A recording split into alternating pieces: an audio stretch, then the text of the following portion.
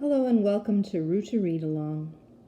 Today we are going to be reading Chapter 4 of The Forbidden Stone by Tony Abbott. Chapter 4. Can you at least tell us why Uncle Henry's writing to you in code? Wade asked when they got into the car. Is he in trouble or in danger? Dad, are we in danger? You worry too much, said Dr. Kaplan unconvincingly. Is Uncle Henry a spy? Asked Darryl. Because if he's a spy, that's huge. The spy in the family would actually be terrific and awesomely cool. As you probably already know, I would make a perfect spy. Boys, please, Dr. Kaplan said,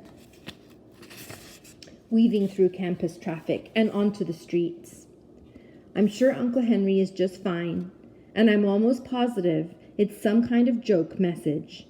In any case, it won't make sense to you or even to me until we get home. There are a couple pieces of the puzzle I need to figure it out. Until then. Puzzle? Wade didn't know what to say. He sat quietly looking out the window for the next 20 minutes as they drove from campus into the hills west of Austin. Darryl did not sit quietly. I think I have it. Uncle Henry is a professor in Germany, but he's secretly doing spy stuff. He's a master cryptographer, and he's trying to recruit you to be a spy too. Dad, if you can't do it, I'll do it. Sure, I know professors make a good cover. They pretend to sit in their offices all sleepy over their books and stuff, while secretly they're running all kinds of spy missions. But middle school kids are even better. No one would ever suspect us. Wade, you could be a spy too. Of course, you do the desk stuff while I go around the world with my band as a cover. Not that the Simple Tones would be a cover band. We'd play all original stuff. They call that being in the field.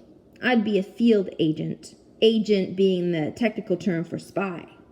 Darryl hadn't stopped talking, but as he was often forced to do when his stepbrother thrashed on guitar, Wade had to tune him out to be able to think.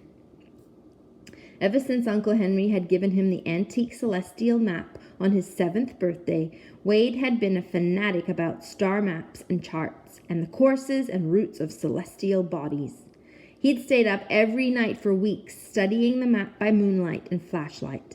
Of course, he learned most things from his father, a brilliant astronomer, but it was probably Uncle Henry's star map that stole his deeper imagination.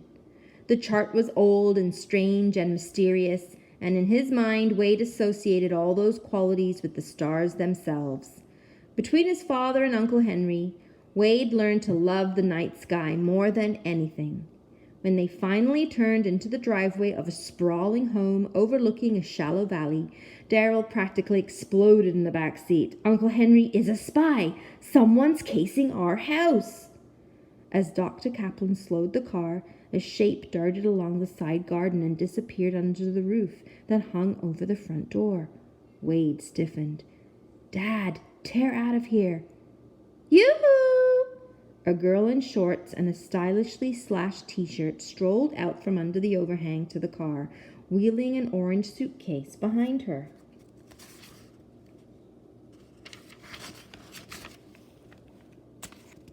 It was Lily Kaplan, Wade's first cousin, his father's niece. Surprise, people! Lily?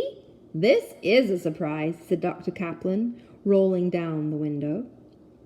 Like, what are you even doing here? Darryl asked. Like, nice to even see you too, Lily said, snapping a picture of Darryl on her cell phone. Oh, I'm posting that face. Her thumbs flew over the phone while she talked. I'm supposed to be on vacation with my parents in Paris right now, she said. That's in France. One of my school friends was even coming with me. We were going to shop. Well, I was going to shop. Big time. But then Mom got the flu. Also big time. And then Dad had to fly to Seattle for work. So goodbye, France, and that's why he called you, Uncle Rolled. And wait, you did talk to my dad? He said he was going to call you. Dr. Kaplan frowned. He fished out his cell phone and tapped it several times. It must have run out of battery. I'm so sorry I didn't get his message. Lily clicked her tongue. No one should ever let his battery run down. I never let my battery run down. Your phone is like your brain. More important even. Anyway, my dad dropped us here for the week and ta-da! Here we are.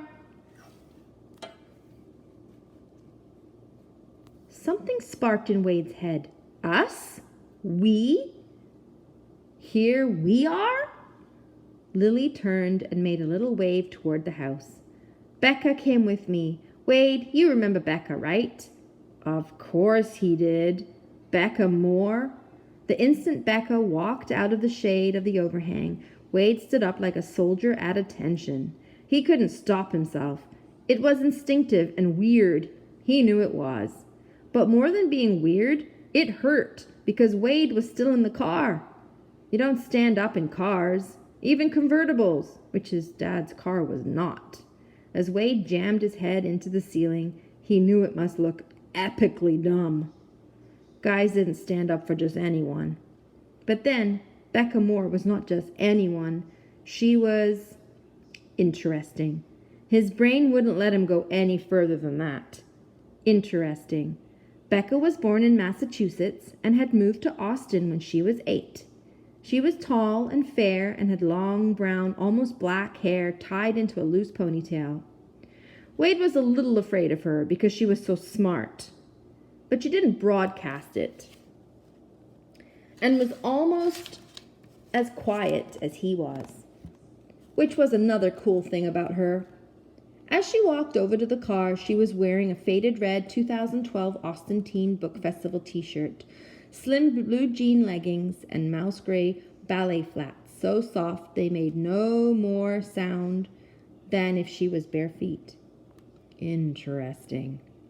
Dr. Kaplan got out of the car and hugged both girls. Well, we're glad to have you visit. Come on in. Darryl couldn't stop laughing as Wade unfolded himself from the car and limped to the front door. No sooner had they all piled inside than Lily spun around. Pose! She snapped another picture with her phone. So awesome. Wade with his eyes closed, Darryl looking like Darryl. Then she found a seat in the living room, tugged a sleek tablet computer from her bag, and instantly began to type on its touch-screen keyboard. She looked up. I'm writing a travel blog, but you knew that, right? No one knew that. If Wade had realized he would end up on the internet, he might have combed his hair that morning, or washed it. Lily grinned as she typed, Vacation, day 1. The big disappointment. A week with my cousins Wade and Darryl. I can barely bring my fingers to type these words. Darryl frowned. Ha! And also, ha!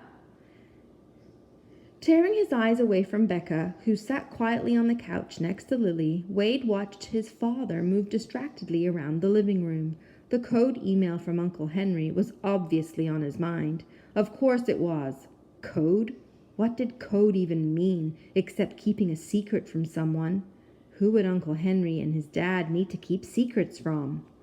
When the snappy conversation between Lily and Darryl finally paused, he spoke up. Dad, the email? I need your celestial map, his father said, as if he'd been waiting for a lull, too. The star chart Uncle Henry gave you when you were 7. Wade blinked. Really? Why? You'll see, his father said.